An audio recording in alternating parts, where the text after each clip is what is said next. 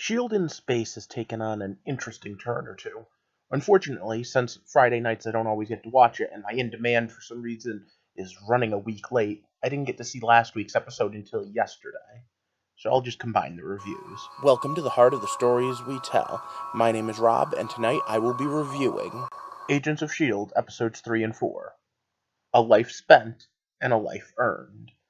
And in general, we're learning what it means to be set up on this station. The way life is not really a commodity, or is more of a commodity than a sacred right. And of course, we have all the stuff going on with the fact that Simmons and Fitz have been separated.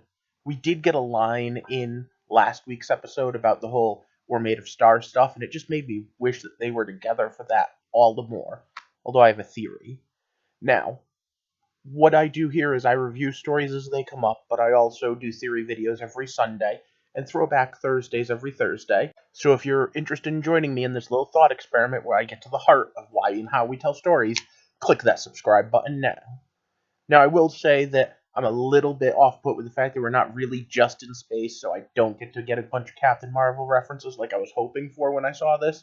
Instead, we have time travel. And you know what? Time travel's cool with me. I do a whole bunch of things on it. I even have a whole time travel theory video that will work out well if you want to go back and see it. But for now, let's throw this up there and get started. So once again, it's stop. Spoiler time.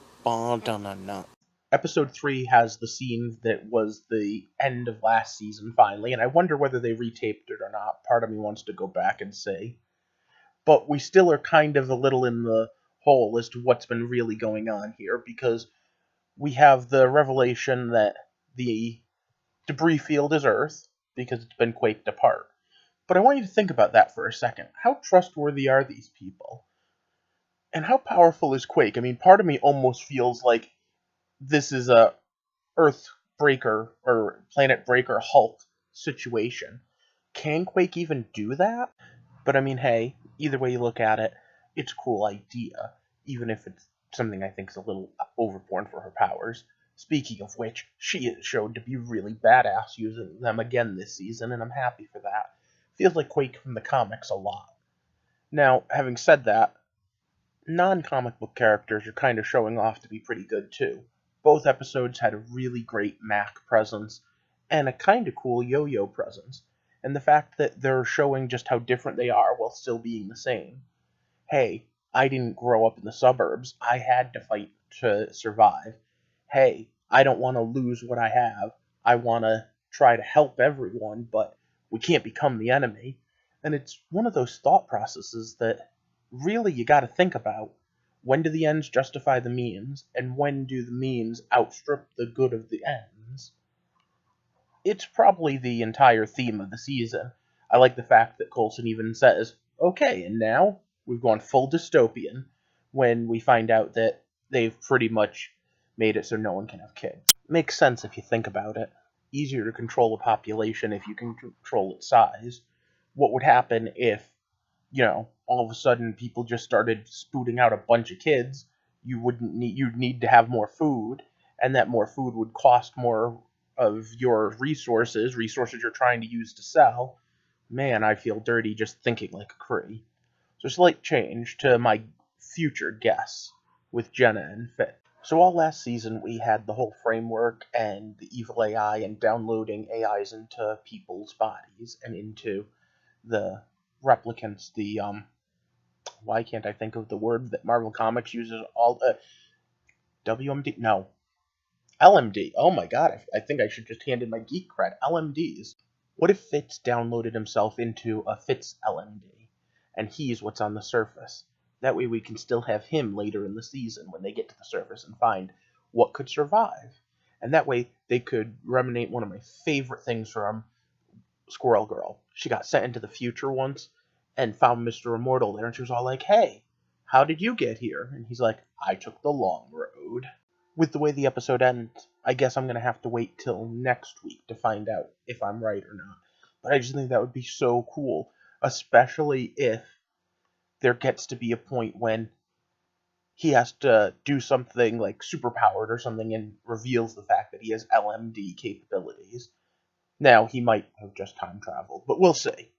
Alright, so We also have the end of the fight between May and Kree Blue Chick with magic telekinetic balls. And I have to ask something about her power because I've been waiting for an explanation of it for a while. Is it just she has control over those orbs, or those orbs might be a technological weapon of some sort to connect to her mind? Or is she supposed to be telekinetic? I'm not quite sure what I'm supposed to be taking from that. Now, in the comics, some Kree actually are mutants and have abilities. There was a whole X-Men team made up of Xavier when he went to the Kree and the Skrull, but that's kind of weird. In general, the Kree are supposed to be super geneticists, though. Of course, I question their ability to be geneticists at all, based solely on the fact that they have an inability to tell what their powers they're giving are going to be. Just like I laugh at the whole, oh, here, let me give you Quake's blood, and you can use that for your next time you make people. Okay. Quake's blood is inhuman DNA. Inhuman DNA is always random, as far as I know. It's not like you're cloning another Quake unless they have that capability, in which case, I mean, seriously, they have a whole bunch of people they should be. But I'm going to leave it short and say I'm loving this a lot more than I liked Inhumans, which I didn't review because I didn't like it that much. What are your thoughts, though? And what do you think about the Mr. Immortal, I took the long road possibility? I think it would be a cool throwback. And what do you think about Quake? Do you think she should be this powerful? Let me know in the comments. And if you can, please like and share this video, and of course subscribe. At the time of recording this, I have about 82 subscribers. When I hit 100, I'm going to give away an Amazon gift card on a special video, just to say thank you to all of you that have joined the community.